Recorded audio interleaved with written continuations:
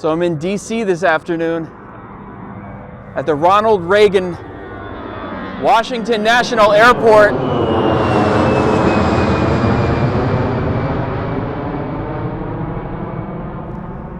And this is the site of a 1982 plane crash where an Air Florida plane, Flight 90, crashed into the Potomac River, killing 78 people. And actually, it hit the bridge and then landed in the icy river. I think it was 24 degrees or something that day. And I'm going to show you exactly where that happened and tell you the crazy story of that plane crash. An Air Florida 737 just a short while ago, after taking off from National Airport, struck the bridge, hit about 4 cars and a truck, and then careened on into the river. This was the chaotic scene of that plane crash when Air Florida Flight 90 hit the top of the bridge, packed with traffic, and then plunged into the icy river below. Rescuers doing whatever they could to help the survivors, a state police helicopter trying to drag people to the shore. What the heck caused this 737 to fall out of the sky like that? It's an incredible story of negligence followed by heroism. And this is what happened. So this is the, oh, look at this.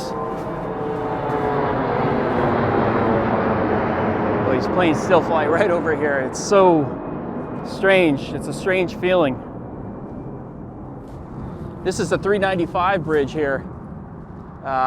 There's northbound and southbound. It's a little confusing, but this is it. It's basically, I believe it's the 14th Street Bridge. It came right down and hit the tail, hit the top, and knocked out, I don't know, maybe 50 feet or so of the wall that's up there, the protectant wall.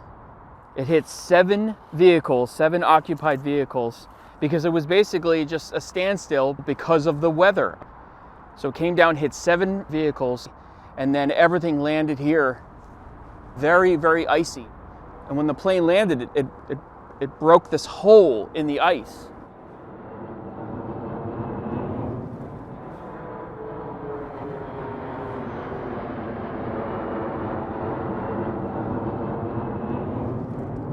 So here's possibly a better view of the bridge that the plane hit. It would have hit right over there, right before, basically in between these 2 pillars here.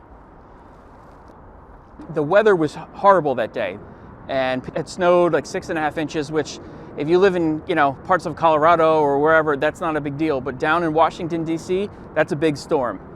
So there was a lot of traffic. There was a lot of craziness going on the airport.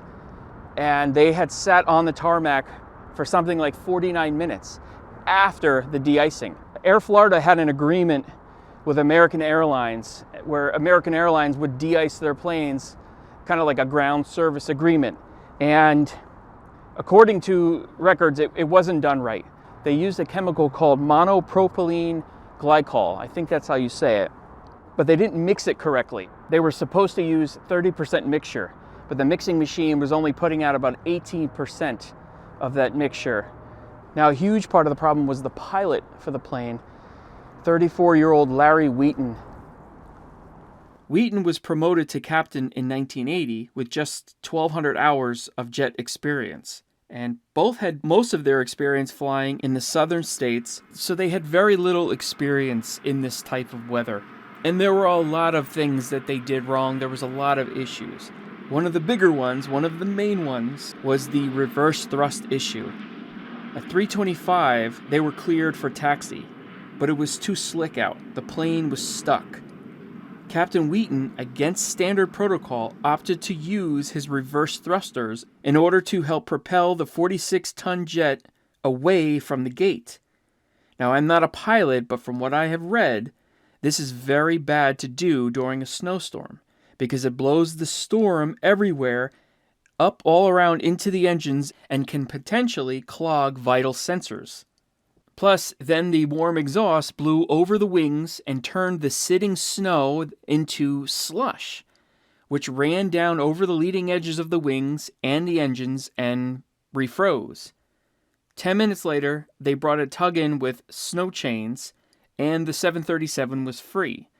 Now, unbelievably, if this doesn't sound crazy enough for you, that pilot actually believed that the DC-9, the plane in front of them, the exhaust from the engines would heat and melt the ice on his own wings, on his 737. So he did not bother with a lot of the controls, the heater controls. He just figured, no, it would be good. It's okay like this.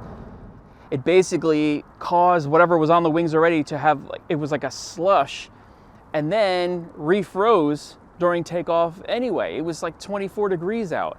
Now, the first officer Pettit had noticed the two engines were not showing the same engine pressure ratio, or EPR, even though the thrust levels were positioned identically. It was brushed off as hot air from that DC-9's exhaust in front of them and basically ignored. In reality, it was likely that the slush had made its way down into the engines and then refroze over the inlet pressure sensors. And since they never turned on the engine anti-ice system, it stayed frozen, interfering with the sensors. And basically that setting helps prevent ice from blocking critical sensors inside the engines. While they were sitting on the tarmac, he had a lot of opportunity to say, no, we're not going to fly. I get it. To some extent, he didn't want to make the plane any later than they were. And the tower was talking to him saying, look, if you're going to take off now because I have incoming. So you got to take off. So we decided to do it. During the takeoff, the readings were wrong. The EPR was too low. Flight 90 was accelerating too slow, though. There was a lack of thrust. The captain was going by the gauges, which were wrong because of the ice in the sensors. First Officer Pettit could tell there was something wrong, though. There was just not enough thrust, not enough power. But in 1982, only the captain could abort a takeoff. Plus, they had been sandwiched with the approaching aircraft due to the major backups in the air as well, planes waiting to land. In fact, an incoming plane, an Eastern Flight aircraft, actually did land behind them while Flight 90 was still taking off. Same runway. Now, they finally lifted off after using much more of the runway than normal, about 5,400 feet. They raised the plane's nose very, very sharply, and almost immediately the stick shaker activated, warning the plane was going to stall. Flight 90 was climbing too steeply and flying too slowly.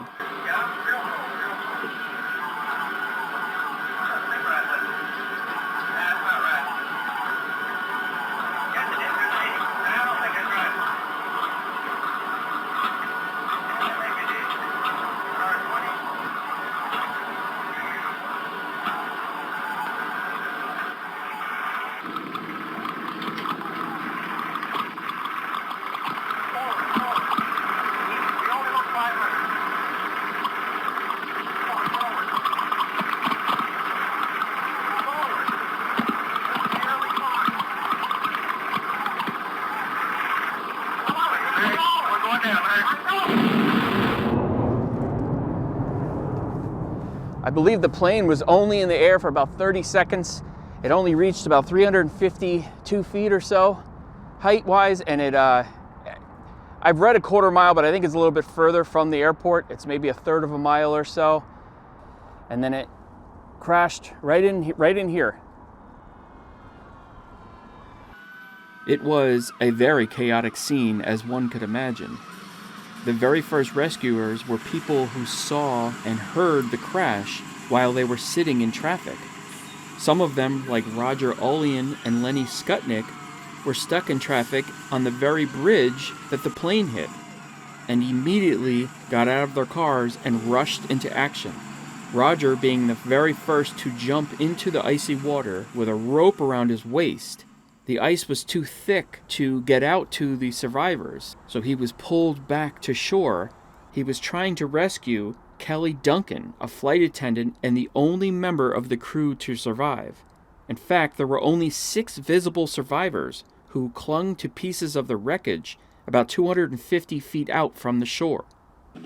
And then, suddenly, a helicopter appears. It was the U.S. Park Police helicopter piloted by Donald Usher and rescue technician Gene Windsor.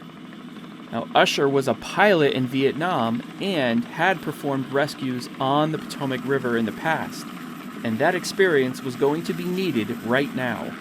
The helicopter hovered so low that at times the skids were touching the water and the ice. Of the 6 survivors in the water, Burt Hamilton was pulled out first. Gene Windsor lowered a rope down to Burt, and he was lifted out and over to the shore where more rescuers were arriving. The chopper then returned to the small group and picked up Kelly Duncan, the plane's flight attendant.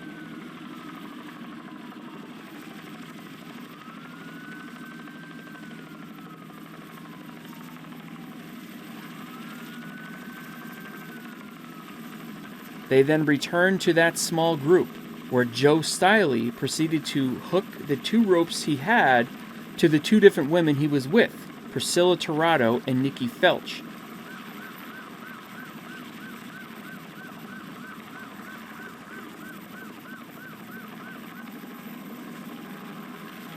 As the helicopter started to tow them and drag them to the shore, about halfway, Nikki lost her grip and fell back into the water. Joe, who unknowingly, at the time, had 2 broken legs, a broken arm, and broken fingers, could not grab her as they passed by. Then shortly after that, he lost his grip on Priscilla as he was brought to the shore. The helicopter quickly went back to Priscilla, who was the closest to the shore, but she was weak and numb and blinded by jet fuel in her eyes, and she could not hold on. And that is when Lenny Skutnik, who was stuck in the traffic on the bridge when the plane hit, took off his boots and jumped into the freezing water to save her.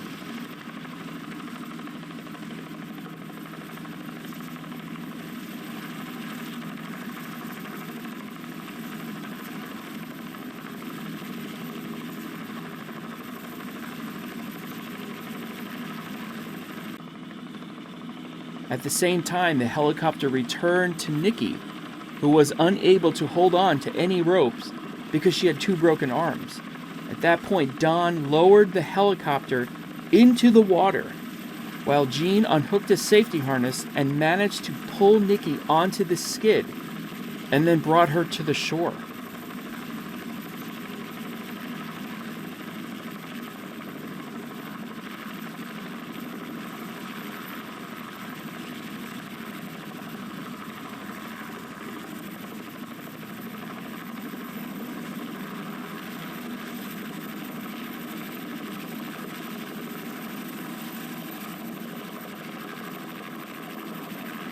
Then it was back for the 6th and final person. Arlen Williams Jr. had been stuck in the wreckage but alert the entire time, possibly still in his seatbelt, clinging to whatever he could to stay afloat. Yet he heroically kept passing the rope to the others. And when the chopper came back for him, the wreckage had shifted, pulling him under, and he was gone. In all, 78 people perished in that crash, 4 on top of the bridge and 74 on the plane.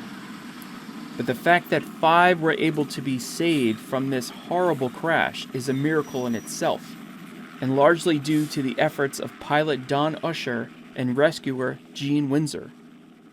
And as for the helicopter, it now hangs on display at the National Law Enforcement Museum in D.C.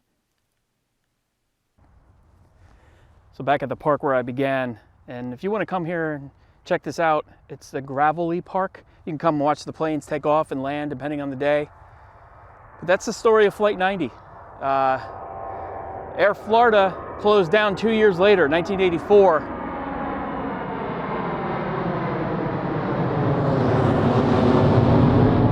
And I just think that with a little more training, a little more experience, this could have been avoided, the death of all those people. Horrible situation.